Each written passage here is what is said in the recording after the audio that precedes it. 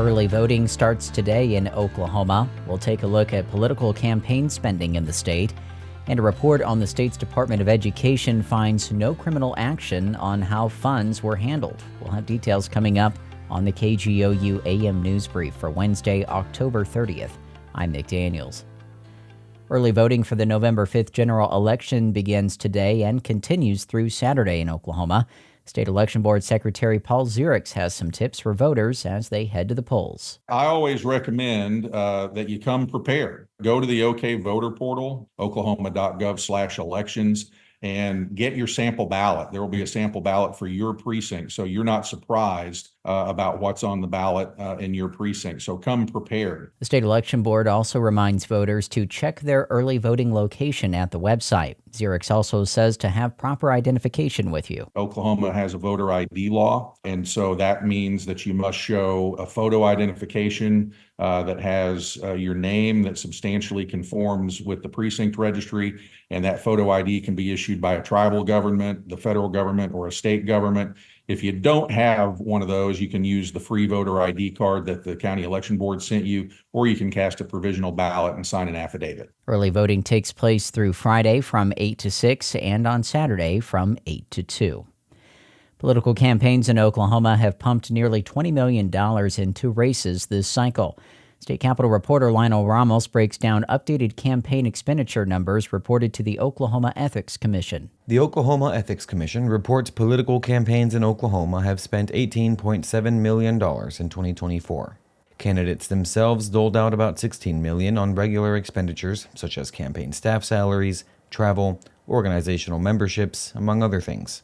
Just over $2 million of the dollars spent came from independent expenditure or dark money groups, supporting or denouncing candidates and policy outcomes.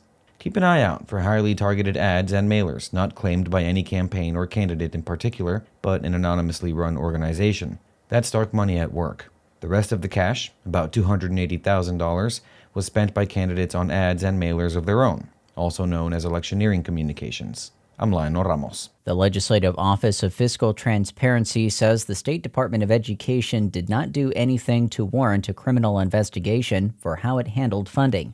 But as State Impact's Beth Wallace reports, it does say the agency, managed by State Superintendent Ryan Walters, should have communicated better with districts. The nearly 60-page report presented Tuesday to lawmakers details 5 areas of investigation on the handling of funds: pay raises for teachers at schools not on the state funding formula, paid maternity leave, school resource officers, inhalers at schools, and federal funds for low-income students. Walters says the investigation was brought on by, quote, lies perpetuated by the media, by the teachers union, and some bad actors. This is a waste of time for the people of the state of Oklahoma. We have been transparent in everything that we do, both with the public, with the legislature, and with districts. While no deliberate misdeeds were found, Loft says the agency should have expedited communication with districts on when and how funding would be managed as soon as administrative mishaps were discovered. For State Impact, I'm Beth Wallace. Several wildfires erupted in north-central areas Tuesday afternoon, prompting evacuations. Fires were burning near Cimarron City, Wellston, Cashion, and Cushing, all fueled by strong wind gusts. Emergency officials ordered evacuations for residents of Twin Lakes and areas east of Cushing in the afternoon. Other fires were reported in Crescent and Edmond. The state's largest fire is still moving through the Wichita Mountains Wildlife Refuge. Officials say the fire has burned around 13,000 acres of the refuge's special use area and is now nearly 50% contained. That fire started last week. You'll find more news at our website, kgou.org. We also invite you to follow the KGOU PM NewsBrief podcast. The candidates for November are set. I know Donald Trump's type. Between now and Election Day, we are not going back. A campaign season unfolding faster. Kamala Harris is not getting a promotion Than any in recent history. Make America great again. Follow it all with new episodes every weekday on the NPR Politics Podcast.